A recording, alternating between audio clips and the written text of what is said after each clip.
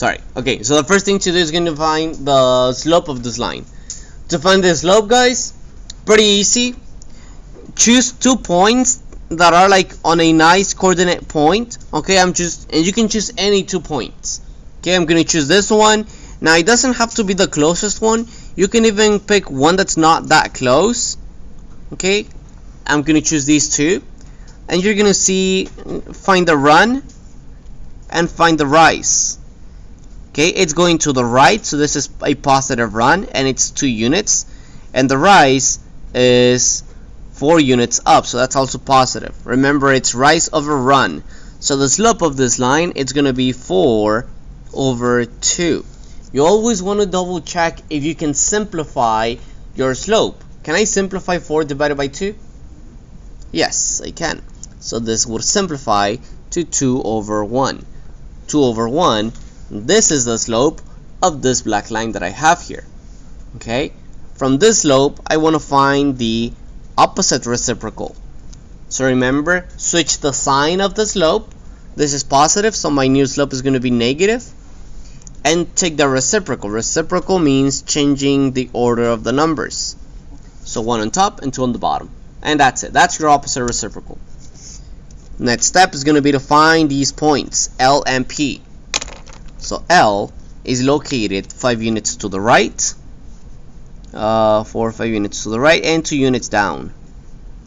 So that is where L is located. Okay, this is my point L. My point P is located 4 units to the right, and then 1 unit up. So right there, that's my point P. Okay, and I want to use this new slope that I got, the opposite reciprocal slope. I want to use this from each of these 2 points to get the reflection. So again, this slope is going to tell me to go 2 units to the right, and the -1 is going to make me go 1 unit down. So from this point I want to go 2 to the right, 1 down. I want to apply this a few times. 2 to the right, 1 down. 2 to the right, 1 down. Okay, and then you can connect all of these points. Oops. You can connect all of these points. Okay, and you want to measure. Okay, remember, here's L, there's L, so you want to trace the same distance over on the other side, so you want to measure the distance. I get like 1.6, so I'm gonna go 1.6 over on the other side. Okay, so that's gonna put me somewhere here.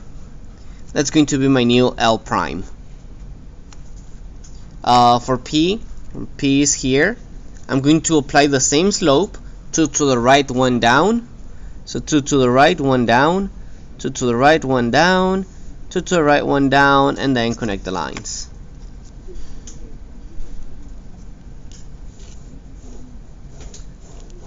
So point P should be, let me measure the distance. It's about 0.9, 0.8.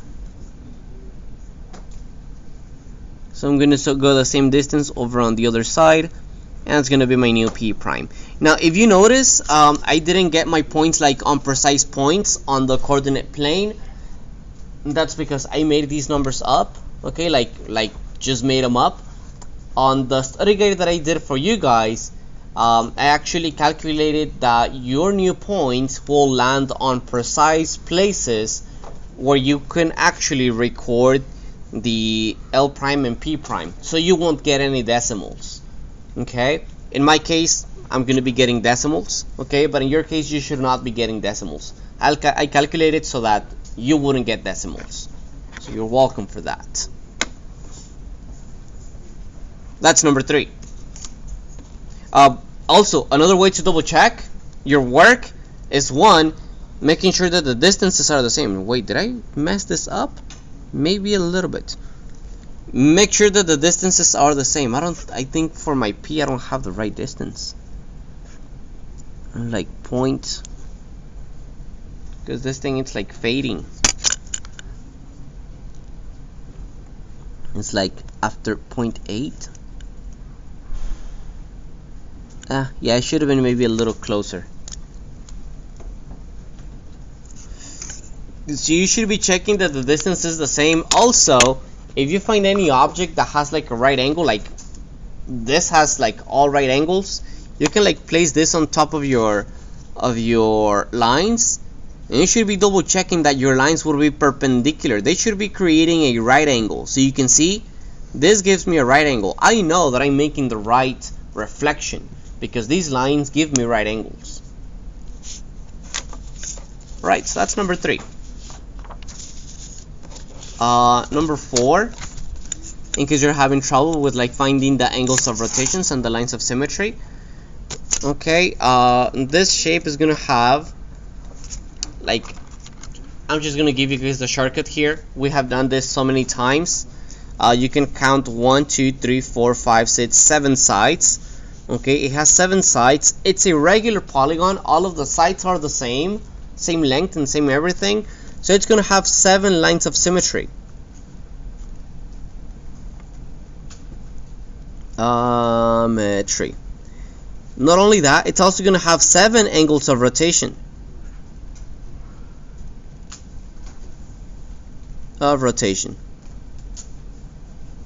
So that's like a shortcut. If all of the side lengths are the same, all of the angles are the same. Well, if you're working with a regular polygon like a equilateral triangle, a perfect square, a pentagon, a regular pentagon, a regular hexagon, a regular octagon, you're gonna get these patterns. 7 sides, 7 lines of symmetry, 7 angles of rotation. You want to draw them because the question is asking you to draw them. So just draw all of them. I should have 7. There's 2. There's 3.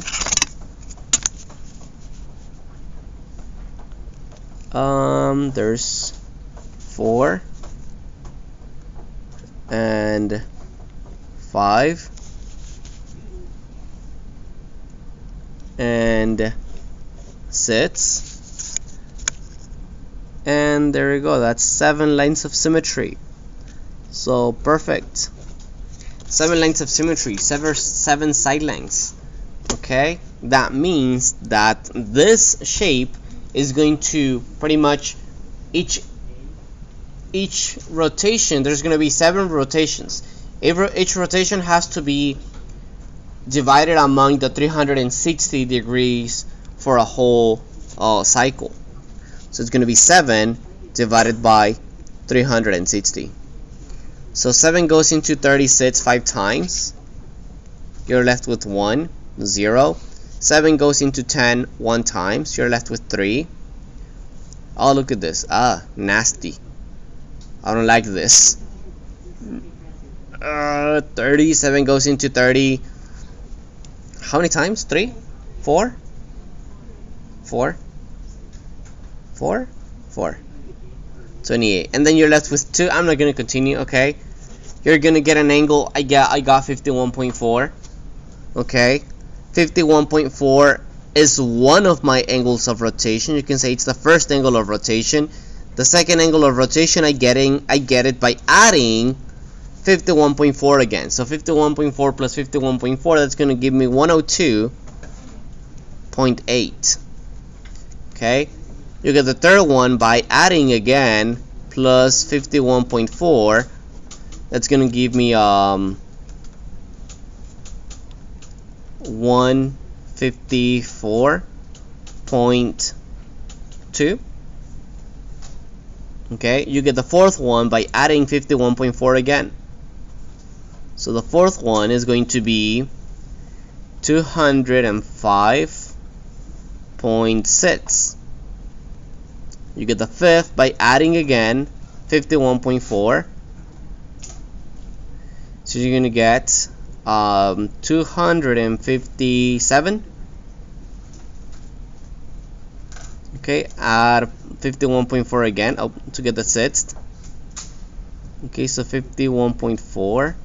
You're gonna get 308.4. And you want to do the same thing again a seventh time.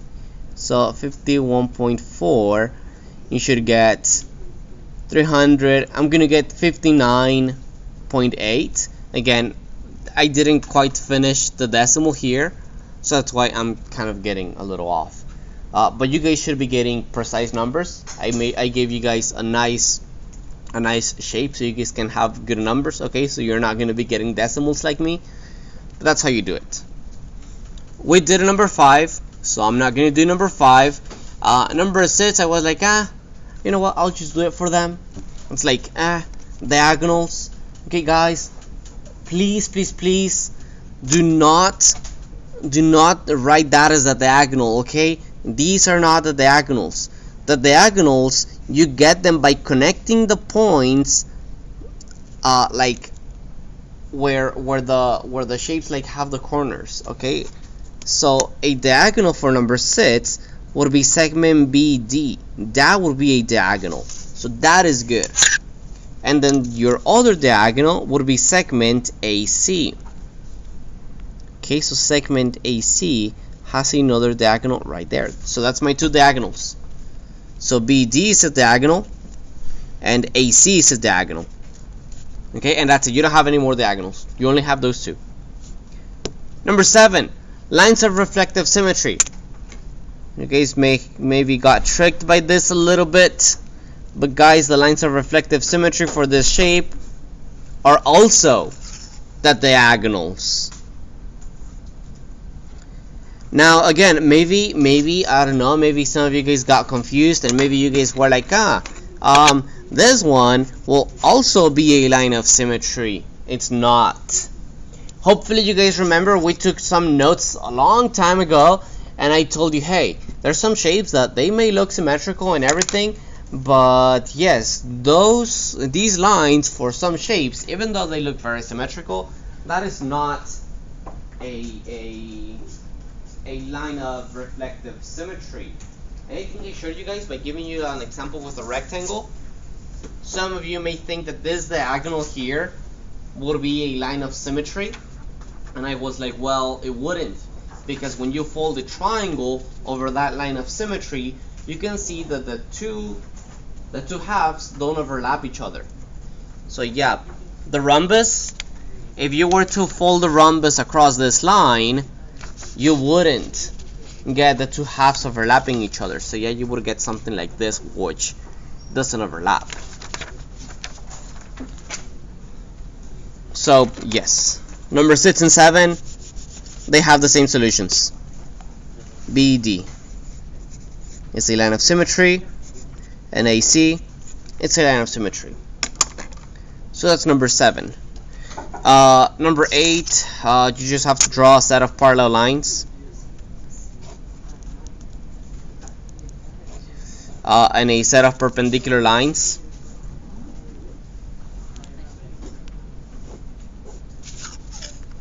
Make sure you get a right angle there. And that's it. Please also like label them parallel and perpendicular.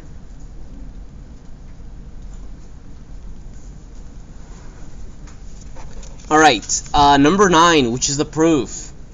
Okay, so I got 4 minutes. I have to look. Oh, let's do this. 4 minutes. Okay, prove that angle H and angle E are congruent. Okay, so I want to prove that angle H, which is right here, and angle E, which is right here, I have to show that these are congruent. Now, some people, you would be like, well, let me find the center of rotation, and well, you want to maybe rotate, so rotate around point, and you need to find that point of which is your center of rotation. Remember, your center of rotation for a lot of shapes, you can find it by connecting 2 segments.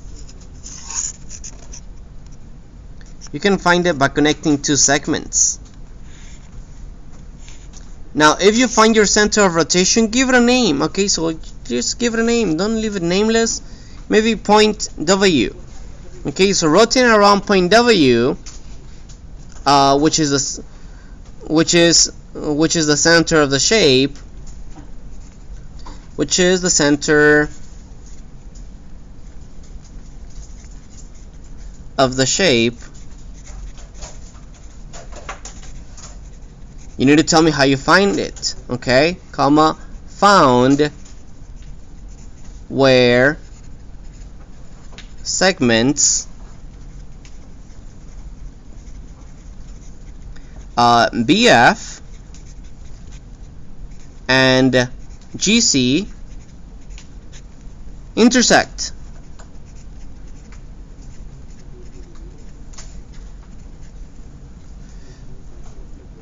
Okay, then rotate. Here's the thing, guys. You gotta tell me how many degrees you're rotating. In this case, I mean, you have to find out how many degrees you have to rotate this shape to get angle H on top of angle E. Guys, please, I assure you guys that the question on the test is actually way easier than what I gave you. Okay, for this one, you want to know like how many degrees is each rotation. Okay, you can find that by figuring out how many side lengths the shape has. It has 8, so 8 divided by 360, what's that? 45, I think. So it's going to be 45 plus 45 plus 45. You want to rotate 135 degrees. Clockwise. No, counterclockwise.